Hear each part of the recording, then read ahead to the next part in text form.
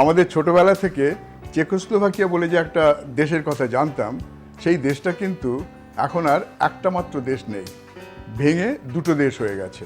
হয়তো কালের নিয়মেই ভেঙেছে। একটা দেশের নাম চেক প্রজাতন্ত্র, আরেকটার নাম স্লোভাকিয়া। আমি দেখেছি ভারত থেকে যে সমস্ত ট্রাভেল এজেন্ট বা ট্যুর অপারেটর ভারতীয়দের নিয়ে ইউরোপে যান বেড়াতে, তারা সাধারণত পশ্চিম ইউরোপেই বেড়ান, জার্মানি, তারপরে ফ্রান্স, এই সমস্ত। কিন্তু আমার নিজের কাছে কিন্তু পূর্ব ইউরোপ অনেক বেশি রোমাঞ্চকর, অনেক বেশি মোহময়, অনেক বেশি মায়াময়। যাই হোক, আমরা এখন সেই একসময়কার চেকোস্লোভাকিয়া ভেঙে যেটা এখন চেকোস্লোভাকিয়া হয়েছে, সেই চেক প্রজাতন্ত্রে যাব। চলে এসেছি পুরনো প্রাগ শহরে, ভেনসেসলা স্কোয়ার, শহরের ব্যস্ত প্রাণকেন্দ্র, প্রাগের জাতীয় সংগ্রহশালা। প্রাগ অতি প্রাচীন শহর, সারা শহর জুড়ে অতীতকালের স্থাপত্য ভাস্কর্য ছড়িয়ে রয়েছে। বোহেমিয়ার রাজা চতুর্থ টাইরাস 1348 সালে এই অঞ্চলটির পত্তন করেন। পুরনো প্রাগের মিউনিসিপ্যালিটির পুরনো বিল্ডিং। বার্গনার, সোপা প্রভৃতি বিখ্যাত সুরস্রষ্টারা এই অঞ্চলেই বাস করতেন। এই হলো পুরনো প্রাগের চত্বর, ওল্ড সিটি স্কোয়ার। সবসময় লোকজনের ভিড় লেগেই আছে, আর রৌদ্রোজ্জ্বল দিন হলে তো কথাই নেই। প্রাগ ইউনিভার্সিটিতে অধ্যাপনা করতেন অ্যালবার্ট আইনস্টাইন। সে সময় তিনি বন্ধুদের সঙ্গে চা পান করতে আর বেহালা বাজাতে এই বাড়িটিতে আসতেন।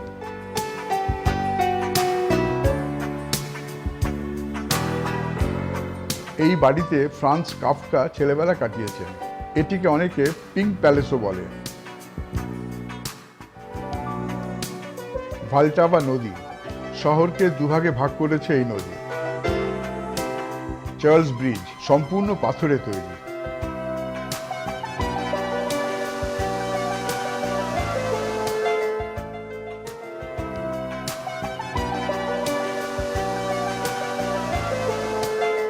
প্রাগ ক্যাসেল।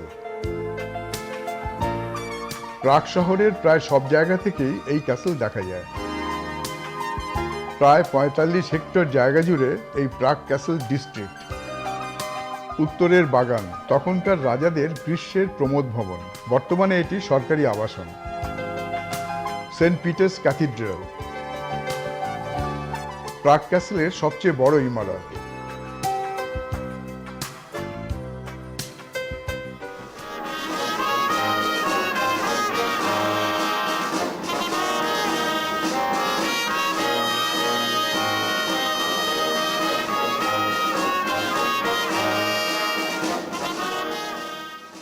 প্রাসাদের প্রহরী বদল হচ্ছে।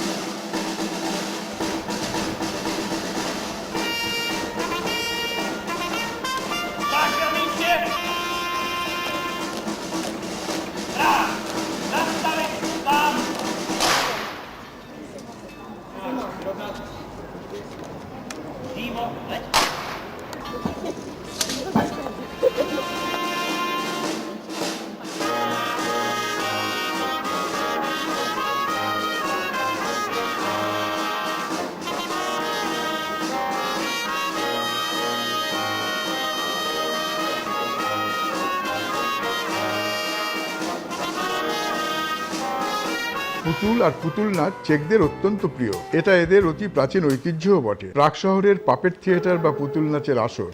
আজ এখানে মোৎসার্টের ডন জিওভানের অভিনয় হবে।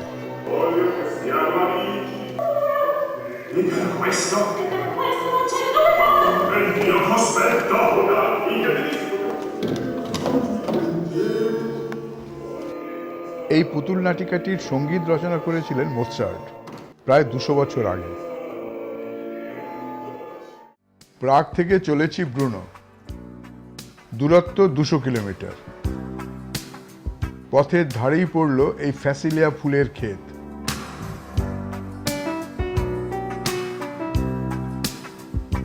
মধ্যযুগের প্রাচীন শহর ব্রুনো।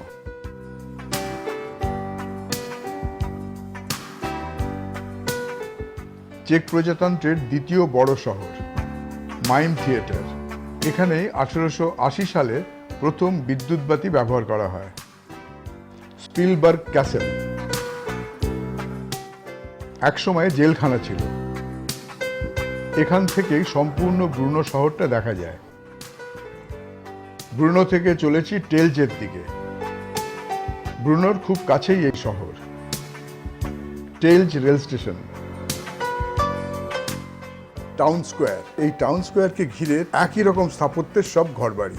বাড়িগুলো আবার সব সমান মাপের, প্রত্যেকটা বাড়ি রেনেসাঁ স্থাপত্য রীতিতে তৈরি। ওই দূরে টেলজ ক্যাসেল। এবার চলেছি কার্লবি বেরি।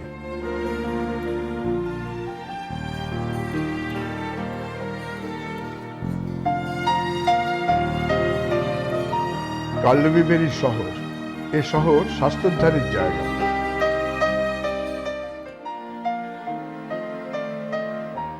আন্তর্জাতিক চলচ্চিত্র উৎসবের জন্য এ শহর বিখ্যাত। আমরা দেখছি চেকোস্লোভাকিয়ার লোকনৃত্য। এ নাচটি পোজিজেরির প্রেমের নাচ।